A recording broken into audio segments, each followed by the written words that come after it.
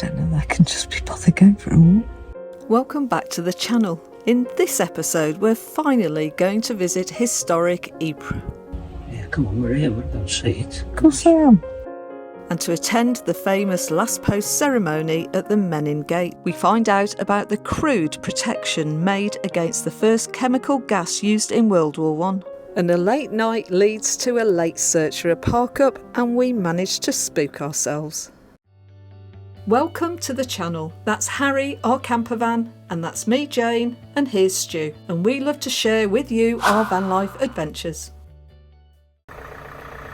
We left you in the last episode leaving a very memorable and much needed Aire. It's a very useful mirror.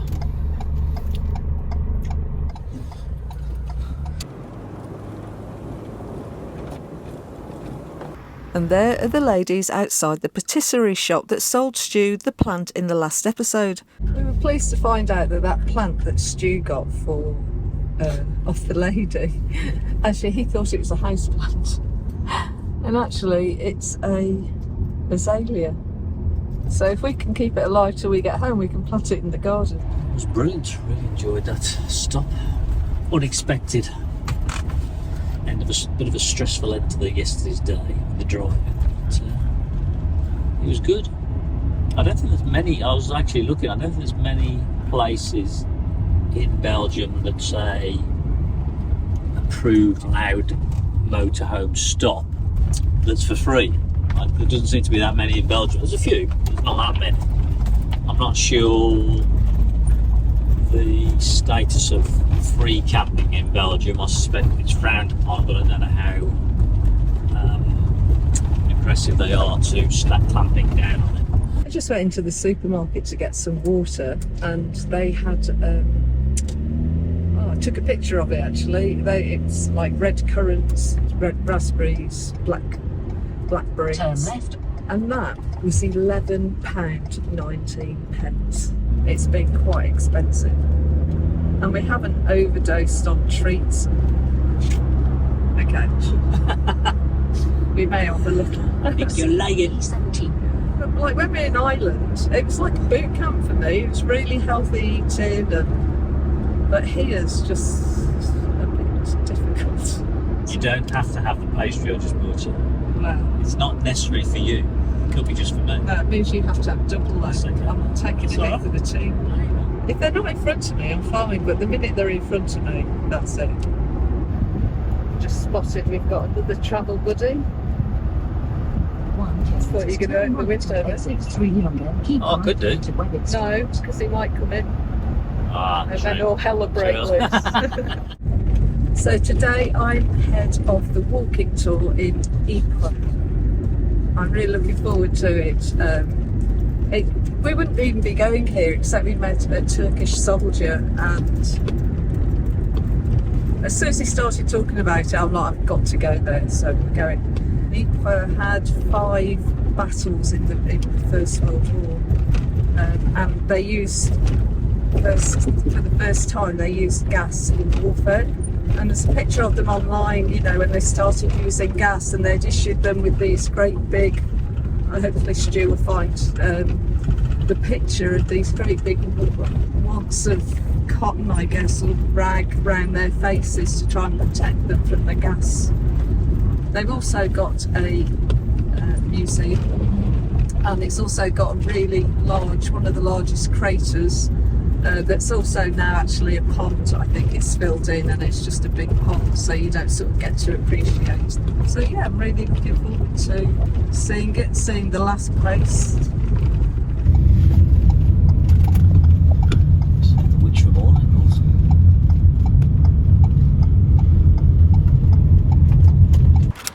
We arrive at the Hooge Crater Museum just outside the city, and it's the scene of one of the most gruesome battles of the British front in what is known as the Ypres salient. The first thing we notice is how well they've done the sandbags. We were hoping to see some part of the large crater created by the underground mine that was exploded at the start of the offensive, but unfortunately it's long been filled in. As such, it was more of a traditional museum full of artefacts of the battle in the area. So they've got a very impressive display of scenes with all authentic equipment. Very well done. This is for all the barbed wire stakes screwed in, and then barbed wire thread through the loops.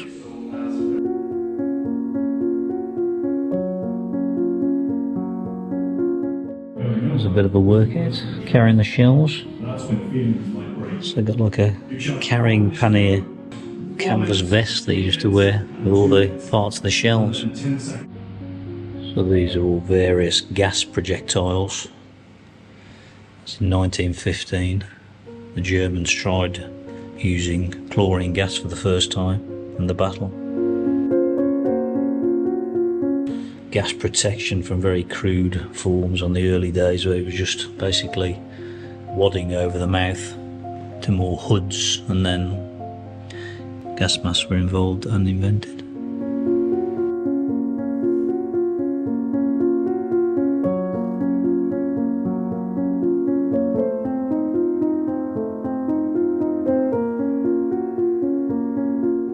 Ypres, the front line became fixed. This video guides you through the story of the key battle that took place. In 1917, British Field Marshal Sir Douglas Haig planned a major British offensive. On the 7th of June, after years of work on underground tunnels, 19 heavy underground mines were detonated. To the left and right, 4 minutes, and 3 minutes, and 2 minutes, and then 10 seconds, get ready, over. And as always, unfortunately, many were killed and wounded. We found it really interesting in how they managed the wounded soldiers. Evacuation of the injured at the front line with regimental stretcher bearers, then there was field ambulance stretcher bearers, so it gradually got further and back from the front line. Then there was wagons, then they get back to a clearing station, and eventually to hospitals, general hospitals, convalescent, or maybe a hospital ship. Improvising, drinking out of a teapot. I think that sums up perfectly what they had to get through and how desolate it was. Now that is an impressive collection of shells. I don't know if you can see that shell right up there. It's full of ball bearings when that exploded. Opposite the museum is a large cemetery where over 2,300 soldiers are buried. Just walking through the cemetery here. They are so well manicured, the War Graves Commissioners are just, really looked after. And it's quite sobering when you look at it, because you immediately think these headstones are for an individual soldier. And some of them are named, some of them are known. A lot of them aren't known, and some of them are actually for 4 or 5, maybe 6 soldiers buried. So it's quite a sobering thought. Sort of pulls you up a bit. And as ever, the peace, quiet, solitude in these places is just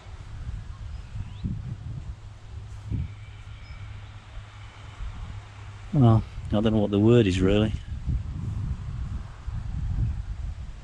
Peaceful. Out of what was quite brutal. When you think of all the ground around here was just mud at one point from craters of explosions, men charging forward, and then maybe a few days later retreating, or frightening times. And it wasn't that long ago. I think Hill 60's up there. There's a famous hill. And the Hill 65, I think it is, it's over there. I might be wrong. And there's you can see a bit of undulation here, and there's a big crater that's now filled in. I think it's where the start there by the cross there. The farmers still pull up munitions apparently from the ground, unexploded at times. Even now, all these years later, they're still ploughing up munitions. I guess they have to report and get seen to.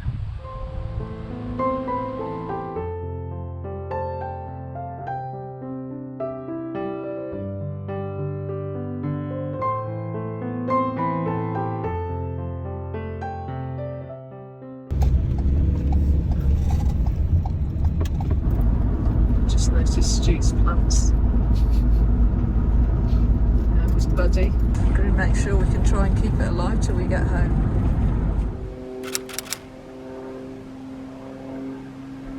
So we've just driven into Ypres. I think it's pronounced Ypres, I think it is. It's really gone really hot. So we're parked up here for the rest of the day really, because the ceremony that we missed last night due to me going the wrong way in Antwerp is tonight, is on every night.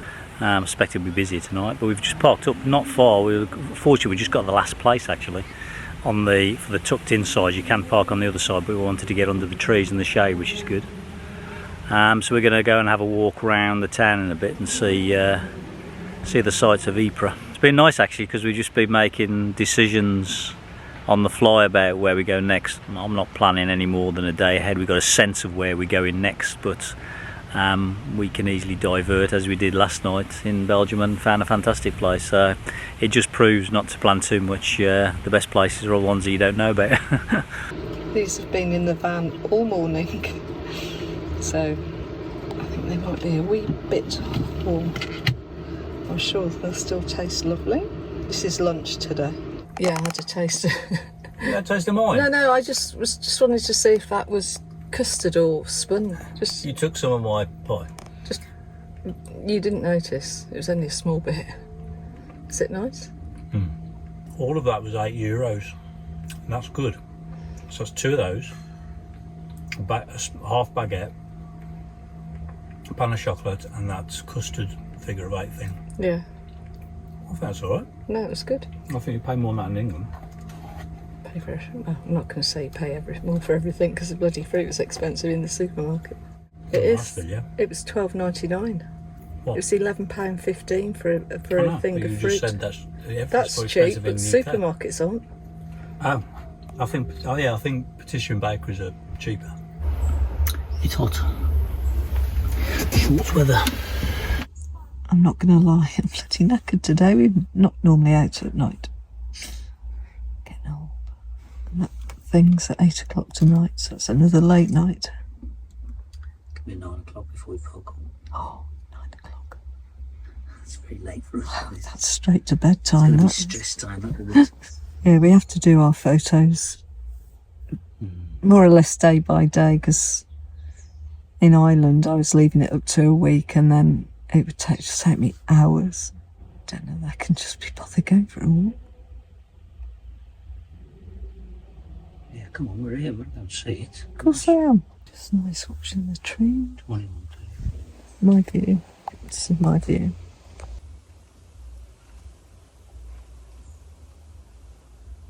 And that's my view. That's a great view. What more do you want? Exactly. What more could you ask for? Right, I'm going to put my shorts on. That's far too much for the viewers, so you can switch that off. Jane's promised walking tour has now melted away with the heat of the day, so it's turned into more of a quick amble around the city, following our noses on the route we take. Let us know if you like our videos by dropping us a comment. We love to hear from you, and liking and subscribing is free. It encourages us to make more content. Ypres is a walled city, and Harry is parked in easy walking distance of the centre, and we're heading first to the Menin Gate.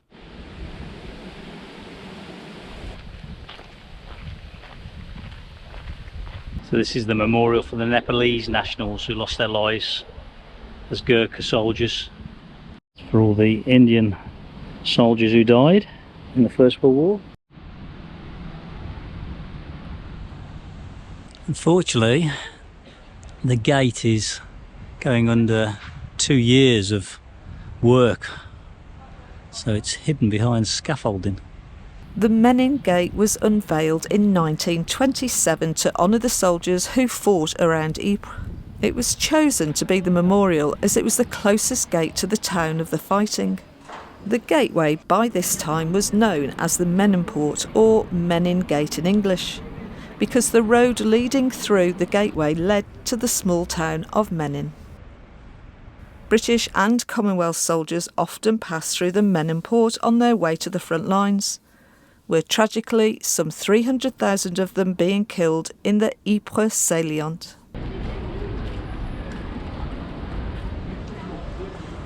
The square at the centre of the city is really quaint, and it reminds us of a smaller version of Arras that we visited in an earlier episode.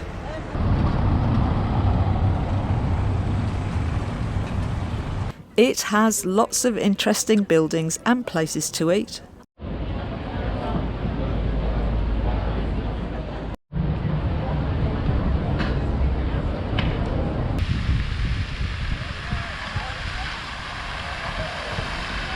And that fountain looked really tempting as the heat of the day is at its highest now.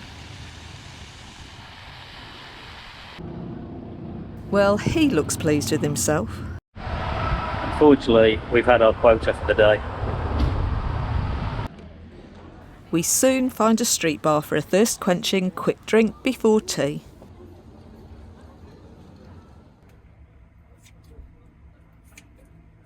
So when I've been to the supermarket, I found these in the other packets. We tried one. What was the other one we tried?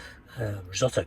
Yeah, risotto. It had everything in, but right. this. So it said beef teriyaki, but the beef was so bloody expensive. We're having chicken. But it's good for someone in a van because you get everything with it, and it was half price. That's what I'm having. Apparently, this is a herb and spice paste, Indian herb. I've never heard of it. But... Is that bamboo shoots?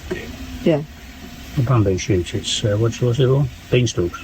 Oh, bean sprouts. Bean sprouts. Yeah. What did you say? Beanstalks? As in Jack. What are you, Jack? Jack of the beanstalk. It's the hot stuff, I think. I'm guessing.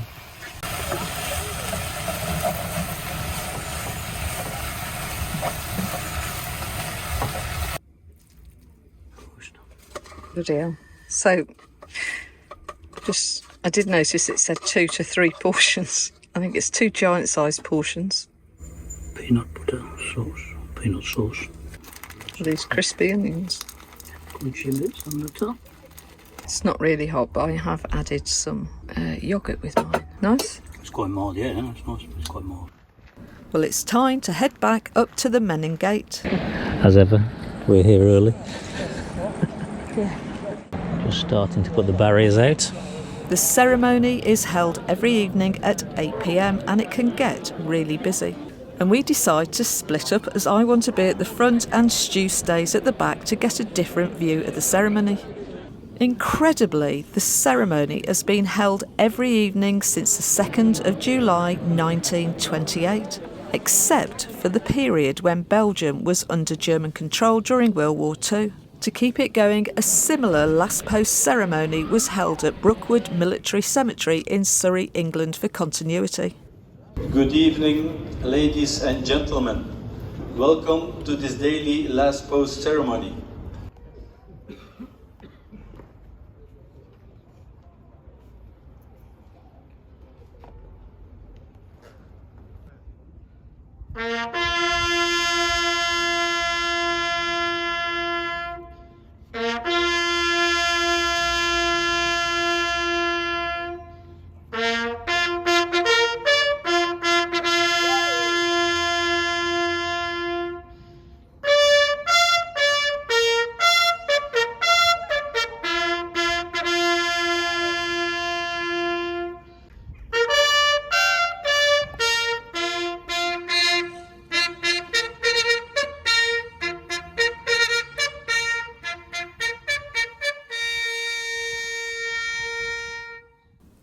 This group of army veterans gather with pride and an air of comradeship about them, and it was really moving to see them.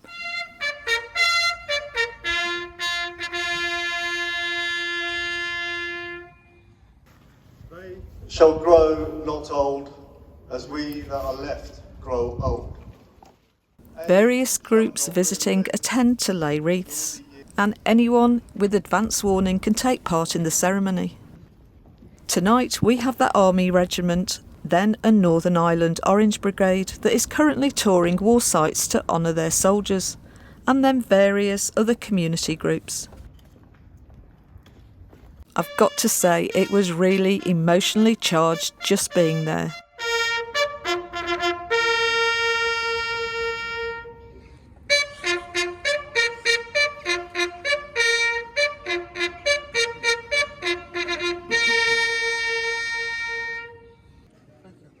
It was obvious how emotionally charged it was for them just being there, and it's time for them to have a proud group photo, and why not? It's quickly starting to get dark and we need a place to stay the night, as we don't think you can overnight here where we're parked. So we head back to a park for night spot on the French side of the border with Belgium, which is at the centre of this bridge. Make a sharp right turn now and then your destination is ahead. Make a sharp right turn now and then your destination is ahead. We tend not to find Parkups this late, as we prefer to get a feel for the place. And I think your own mind starts to play tricks with you and irrational fears take over. Yeah, Okay. yeah, you're allowed to park here.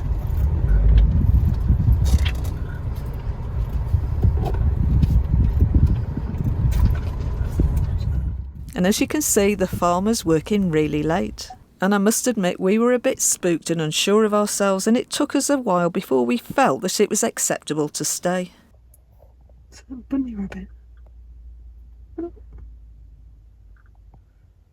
There he goes. I thought it was a bloody rat.